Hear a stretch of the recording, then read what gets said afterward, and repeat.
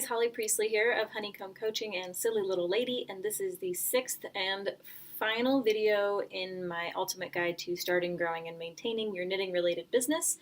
I do have plans for videos in the future about running a knitting business, but this is the final one in this particular series. And like I said in the last video, upon rewatching, I found a couple of things that I just wanted to mention. I think they're important as far as really establishing your business and creating success for yourself. One of the biggest things that I didn't talk about early on is about really finding your clients or helping your clients find you. In the second video, in step one, I talk about setting up your social media channels and picking which outlets are the right ones for you, but I didn't really talk about how to help your clients find you once you do establish those channels. And with a lot of social media, there's definitely an element of build it and they will come. But then there's also, you have to help them find you. You need some flashing lights, some neon, some, buzzing noises or something to really draw their attention to you. So I just want to go over a couple of the ways that you can do that on different platforms. On almost all of the social channels that we're using today, hashtags and or regular tags are really important. So if you write a blog post, before you publish it, usually somewhere on the forum there's a tags box that it wants you to fill out, and if it's about a knitting pattern, you can put in the tags knitting pattern knitting pattern and then information about what the pattern is or what the blog post in general is about. YouTube also functions that way. Instagram and Facebook and Twitter to a lesser extent, just because of the character limitations, use hashtags. So you just put the pound symbol in front of your word or string of words, and those act as searchable links once you're in Instagram or Facebook or Twitter. I think hashtags are incredibly important.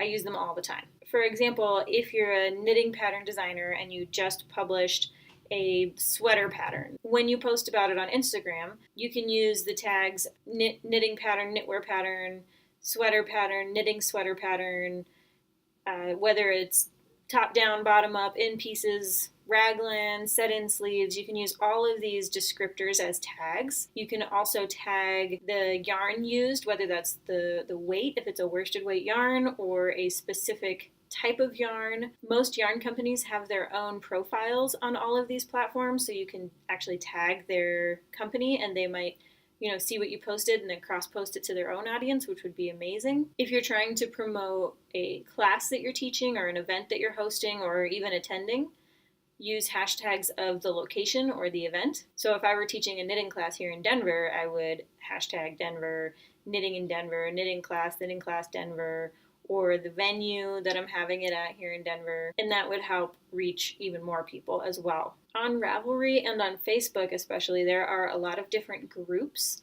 for all kinds of different interests. On Ravelry, there's groups specifically for top-down sweater patterns. So if you designed a top-down sweater pattern, go to that group on Ravelry and post a link and a picture to your new pattern. Like I said before, yarn companies usually have their own profiles set up on Facebook and Ravelry as well. They have their own groups established, so you can post your patterns in those groups. There are groups for beginners, there are groups for hat knitters, there are groups for vegan, non-animal fiber knitters, there are groups for knitters with tattoos and knitters who run and knitters who are moms. Find the groups that work for you, the ones that have your tribe in them.